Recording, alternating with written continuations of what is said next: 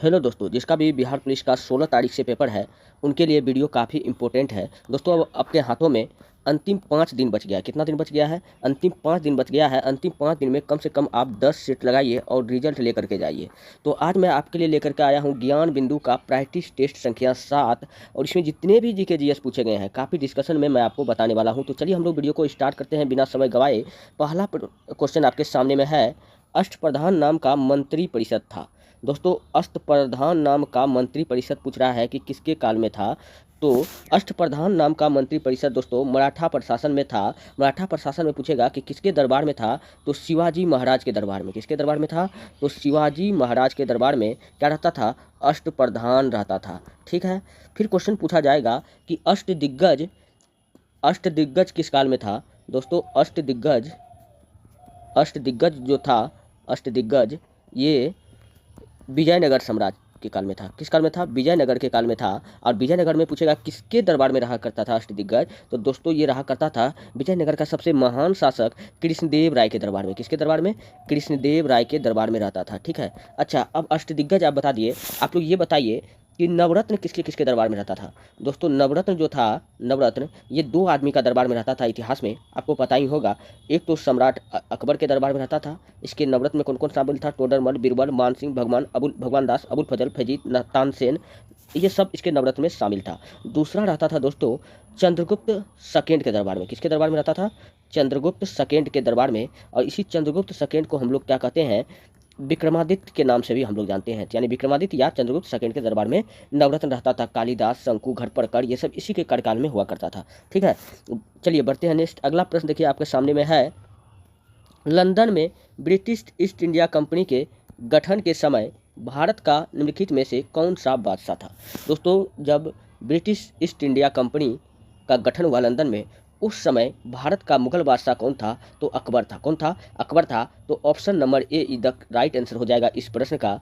और भी मैं आपको कुछ बात बताता हूँ, आप लोग ध्यान से सुनिए।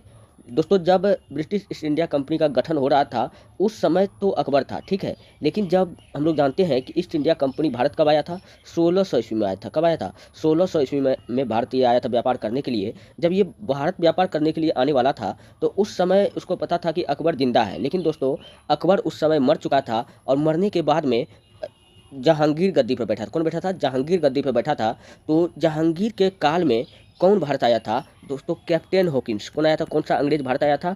तो कैप्टन हॉकिंस ये प्रथम अंग्रेज था जो भारत आया था। किसके कार्यकाल में? जहांगीर के कार्यकाल में। इसको आना था अकबर के दरबार में, लेकिन तब तक अकबर मर चुका था, जहांगीर शासन कर रहा था। और कैप्टन हॉकिंस और यहाँ पर आया और जहांगीर के बीबी के लिए ढेर सारा उपहार लाया और जहांगीर से इंग्लिश में बात किया और जहांगीर ने खुश होकर इसको इंग्लिश खां की उपाधि दे दिया। क्या दिया? इंग्लिश खां की उपाधि किसको दिया गया था? तो कैप्टन हॉकिंस को दिया गया था। अगर यहाँ तक आपको बात में समझ में आ रहा है तो आप लोग फटाफट वीडियो को लाइक कर दीजिए दोस्तों और चैनल को सब्सक्राइब कर दीजिए।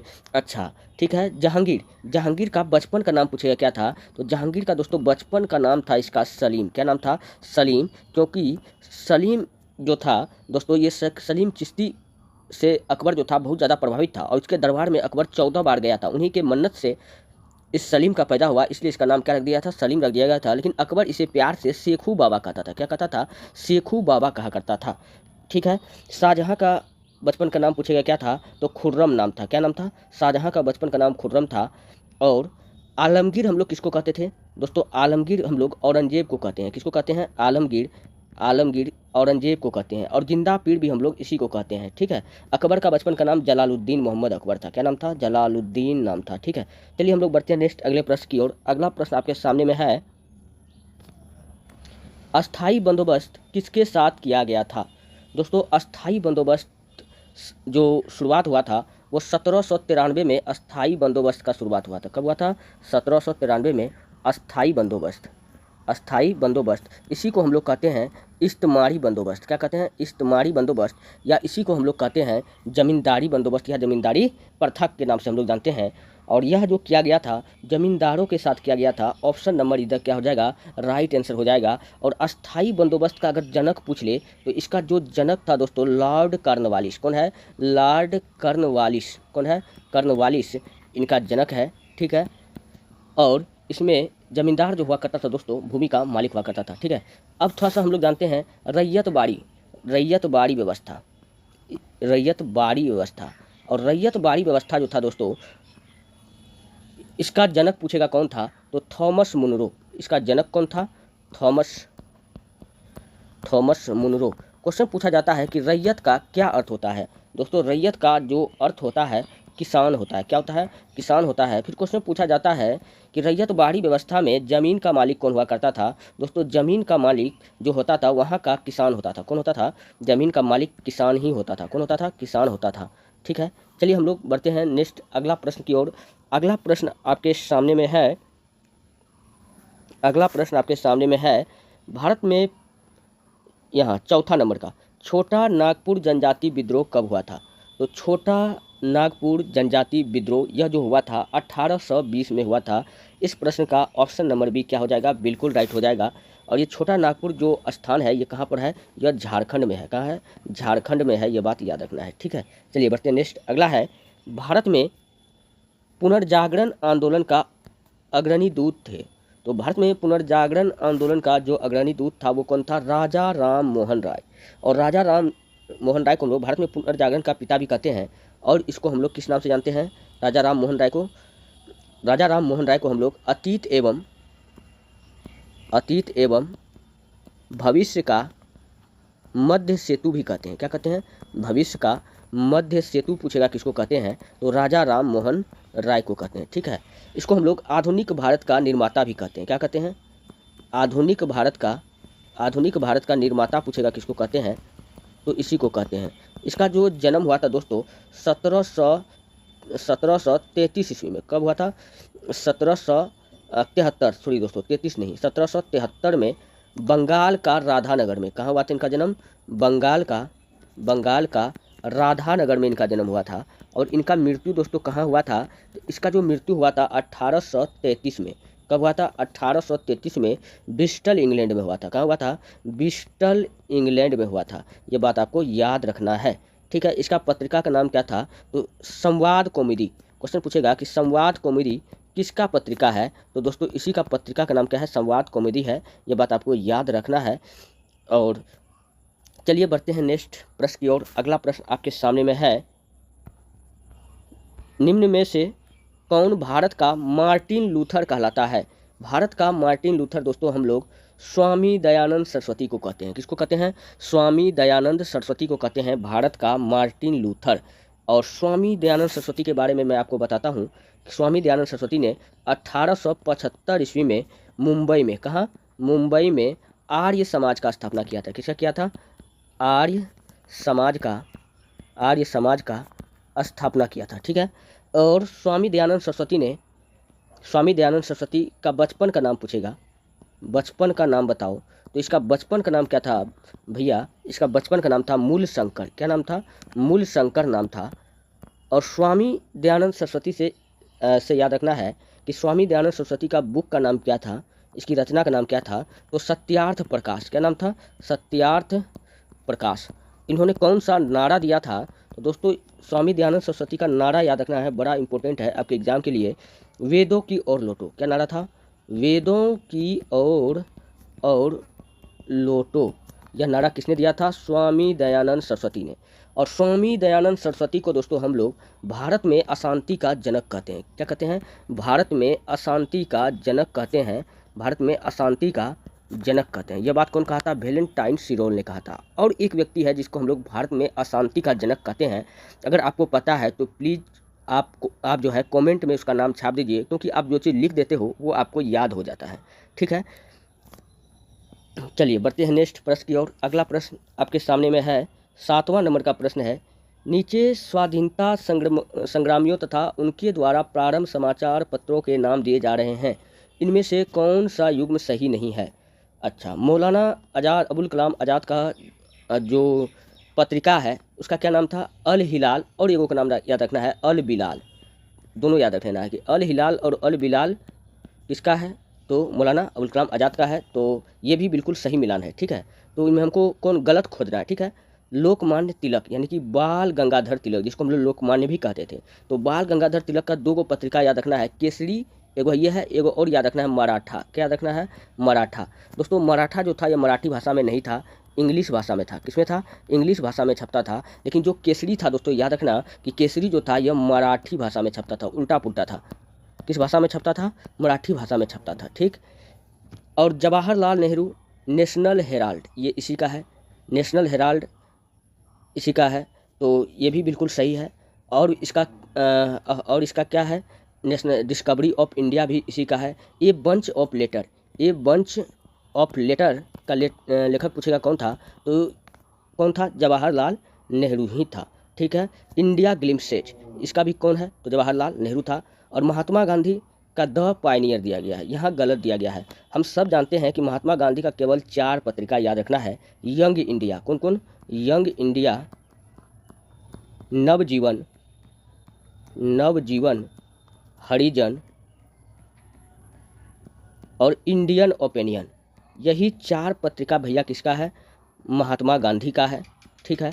लेकिन ये 4 को तो नहीं दिया है गया, क्या दिया गया है? द पायनियर, ये महात्मा गांधी का नहीं है, तो यही गलत दिया गया है। तो यानी गलती वाला आपको खोजना है, तो यही आंसर हो जाएगा। ऑप्शन नंबर डी क्या होगा? बिल्कुल राइट हो जाएगा। अच्छा, तो द पायनियर किसका है दोस्तों? द पायनियर जो है यह किसका है? जॉर्ज एलन का। किसका है? द पायनियर किसका है? जॉर्ज एलन का है, जॉर्ज एलन का है।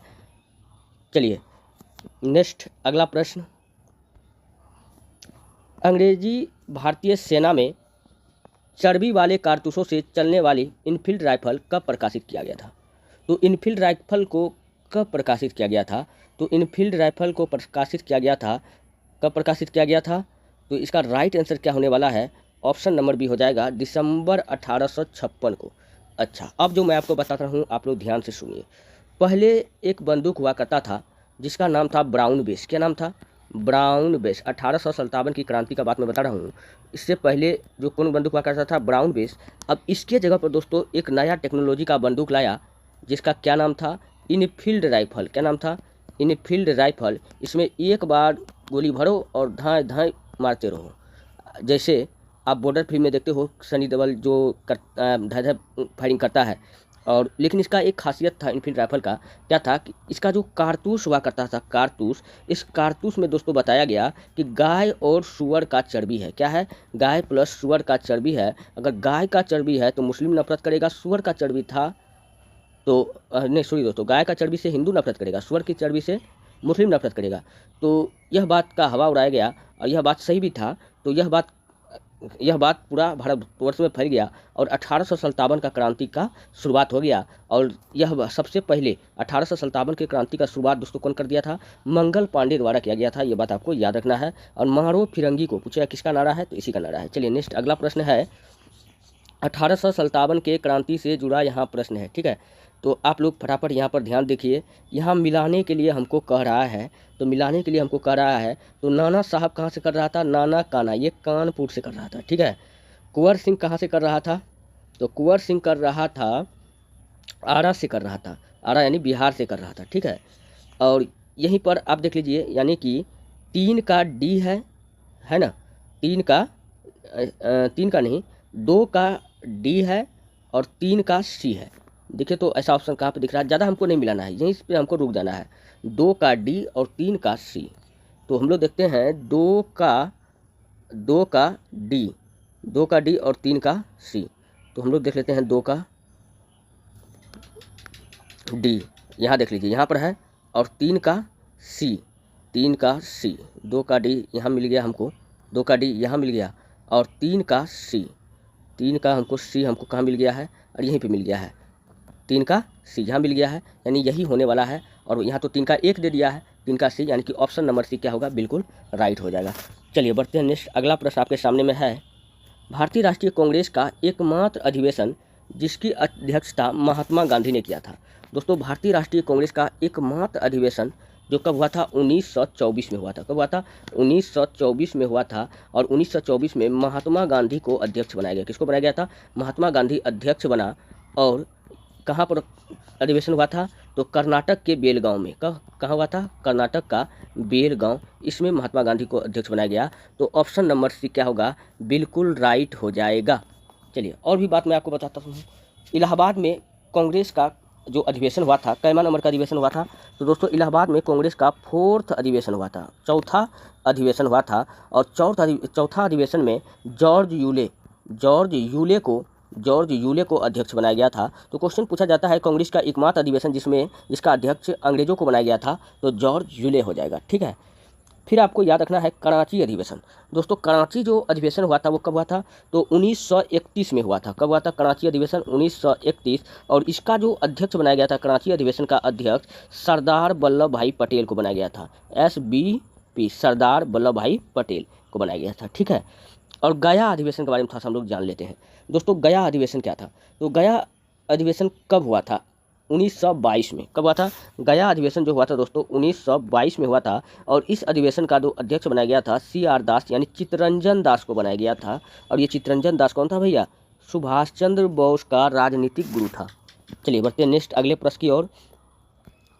बंगाल विभाजन की घोषणा कब की गई थी?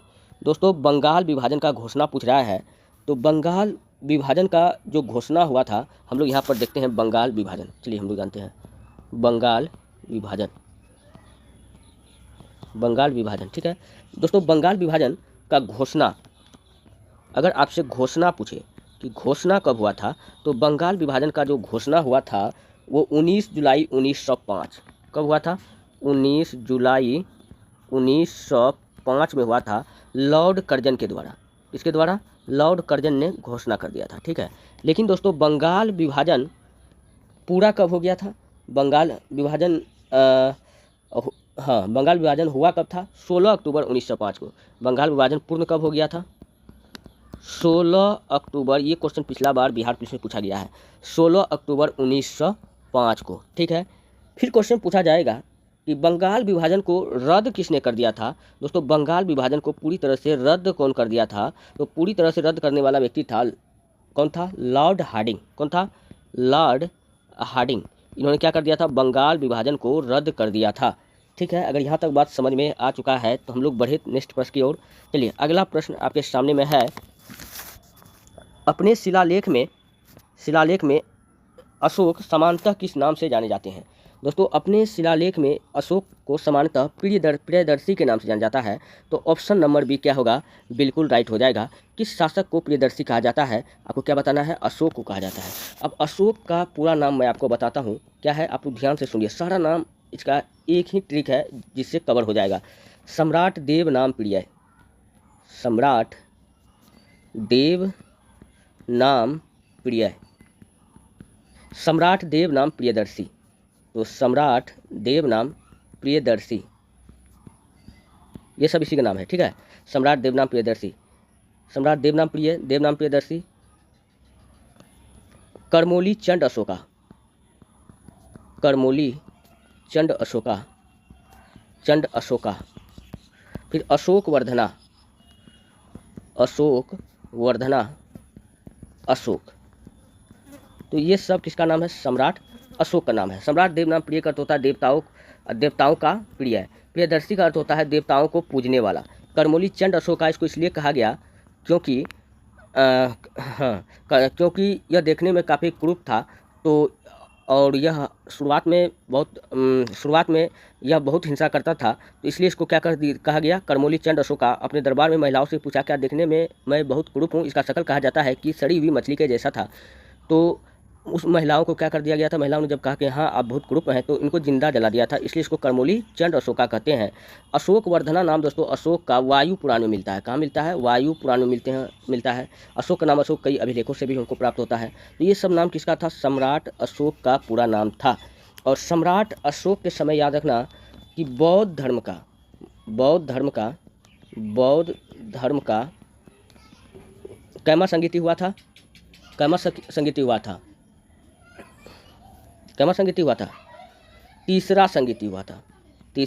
संगीति हुआ था। और तीसरा संगीति कहाँ हुआ था? पाटलिपुत्रा में हुआ था, ठीक है। चलिए बढ़ते नेक्स्ट अगला प्रश्न है हाथी गुफा अभिलेख किस शासक के विषय में जानकारी का स्रोत है? दोस्तों हाथी गुफा अभिलेख जो है हमको कलिंग नरेश खारवेल का जानकारी मिलता है। यहाँ से किसका मिलता है? कलिंग नरेश खारवेल। और यह खारवेल और अशोक के बीच में अशोक के बीच में 261 बीसी में दोस्तों कलिंग युद्ध हुआ था। कौन सा युद्ध हुआ था? कलिंग युद्ध हुआ था। ये बात आपको याद रखना है। इस युद्ध में अशोक जीता था और कलिंग के राजा खारबेल हार गया था। और हारने के बाद में अशोक ने यहाँ पर इतना रक्तपात मचाया, इतना रक्तपात किया कि यहाँ पर पड़े लाशों को देखकर इनका हृदय पिघल गया और यह पूरी तरह से भक्ति में लीन हो गया।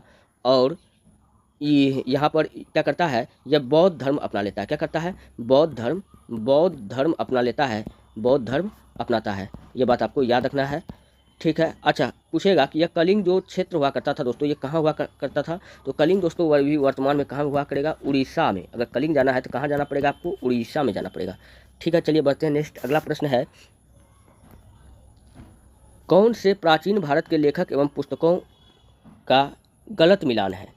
यहाँ पर कुछ पुस्तक दिया गया है और उनका गलत मिलान दिया गया है, आप लोग यहाँ पर देखिए, ठीक है। रघुवंशम ये किसका है? कालिदास का है। अभिज्ञान शकुंतलम, मेघदूतम, मालविकाग्नो मित्रम, ये सब पुस्तक किसका है? कालिदास का है, ठीक। कादम्बरी दोस्तों किसका है? बाण भट्ट का है। कादम्बरी किसका है? बाण भट्ट का है, बाण भट्ट का। लेकिन दिया क्या है? हर्षवर्धन। तो गलत मिलान यही है और गलत आंसर होगा, तो ऑप्शन नंबर डी क्या हो जाएगा? बिल्कुल राइट हो जाएगा। बाद बाकी बुद्ध चरित्र किसका रचना है? यह अशोक घोष का बिल्कुल सही मिलान है। मृच्छकटिकम किसका है? तो शूद्रक का है, यह भी बिल्कुल सही मिलान है। तो यही कादम्बरी गलत मिलान था। ये कादम्बरी किसका है? हर्षवर्धन। अच्छा, अब मैं आपको हर्षवर्धन का किताब का नाम बताता हूँ दोस्तों। हर्षवर्धन का टोटल 3 प्रसिद्ध नाटक है जो आपके एग्जाम में पूछा जाता है, ठीक है। चलिए हम लोग हर्षवर्धन की किताब के नाम जान लेते हैं। हर्षवर्धन, चलिए हर्षवर्धन का कौन कौन? रत्नावली हो जाएगा। फिर याद रखना है प्रियदर्शिका और नागानंद, यही तीनों रचना किसका है? हर्षवर्धन का है। अब लेकिन यहाँ पर कादम्बरी लिख दिया था, कादम्बरी किसका है? बाण भट्ट का है। तो ऑप्शन नंबर डी क्या था इस प्रश्न का? बिल्कुल राइट था। चलिए बढ़ते हैं नेक्स्ट। अगला प्रश्न, निम्नलिखित में कौन से स्थल में 3 नगरों का अवशेष प्राप्त हुआ है? 15 नंबर का प्रश्न है, कहाँ से हमको 3 नगरों का अवशेष प्राप्त हुआ है? तो वो प्राप्त हुआ है भैया कालीबंगा से। कहाँ प्राप्त हुआ है? कालीबंगा से। ऑप्शन नंबर सी क्या होगा? बिल्कुल राइट हो जाएगा। और कालीबंगा से क्या प्राप्त हुआ है? जूता हुआ खेत प्राप्त हुआ है। और काले रंग की चूड़ी, ये सब हमको यहीं से प्राप्त हुआ है। और कालीबंगा किस नदी के किनारे है? यह घग्घर नदी के किनारे है। किस नदी के किनारे है? घग्घर नदी के किनारे है। कहाँ पर? राजस्थान में। कहाँ है कालीबंगा? राजस्थान। कालीबंगा जाना पड़ेगा तो हमको कहाँ जाना पड़ेगा? राजस्थान जाना पड़ेगा। और मोहनजोदड़ो से क्या प्राप्त हुआ था? तो एक ट्रिक था, एक लड़का था जिसका क्या नाम था? मोहन से याद रखना है मोहनजोदड़ो। और मोहन जो था क्या था? पंडित था। क्या था? मोहना क्या था? पंडित था। और ये पंडित था तो यह खाता भी दबा करके था। खाएगा क्या? अन्न। तो विशाल अन्नानागार पूछेगा हमको कहाँ से प्राप्त हुआ था? तो यहीं से प्राप्त हुआ था। खाता भी था और रोज सुबह सुबह स्नान करता था। स्नान पानी से किया जाता है। तो विशाल स्नानागार कहेगा हमको सिंधु घाटी सभ्यता में कहाँ से प्राप्त हुआ है? तो मोहनजोदड़ो से प्राप्त हुआ है। खाता भी था दबा करके, नहाता भी था और क्या करता था? रोज अच्छा कपड़ा पहनता था। क्या करता था? रोज अच्छा कपड़ा पहनता था, यानी सूती वस्त्र। कपड़ा लेकिन कैसा पहनता था? सूती वस्त्र पहनता था। सूती वस्त्र का भी साक्ष्य पूछेगा हमको कहाँ से मिला है? तो मोहनजोदड़ो से मिला है। और आपको क्या याद रख लेना है, और अच्छा कपड़ा पहनता था लेकिन मोहना था बड़ा खच्चर। एक आदत इसमें बड़ा गलत था कि नाच देखने का यह शौकीन था। तो नाच देखने से याद रखना है कांसे की नर्तकी या लड़की का डांस करते हुआ मूर्ति पूछेगा हमको कहाँ से मिला है? तो मोहनजोदड़ो से मिला है। चलिए बढ़ते हैं नेक्स्ट अगले प्रश्न की ओर। यहाँ तक आपको समझ में आ चुका है। निम्नलिखित में किस युग का सम्मेलन सही नहीं है? चलिए कौन जगह है जो यहाँ पर गलत मिला गया है? तो रोपड़ कहाँ है? पंजाब में, बिल्कुल सही है मिलान। यहाँ पर लोथल कहाँ पड़ता है? गुजरात में, बिल्कुल सही मिलान है। कालीबंगा भी जस्ट बताए हैं कि कालीबंगा कहाँ पड़ता है? राजस्थान में पड़ता है। लेकिन यहाँ पर कालीबंगा में क्या दे दिया? हरियाणा में हिसार पड़ता है। क्या पड़ता है? हिसार पूछेगा कहाँ है? तो यह हरियाणा में है, ठीक है। आलमगीरपुर कहाँ है? तो आलमगीरपुर उत्तर प्रदेश में है। तो बिल्कुल सही यह भी मिलान है। जबकि गलत कौन था? कालीबंगा। तो कालीबंगा कहाँ है? राजस्थान में है।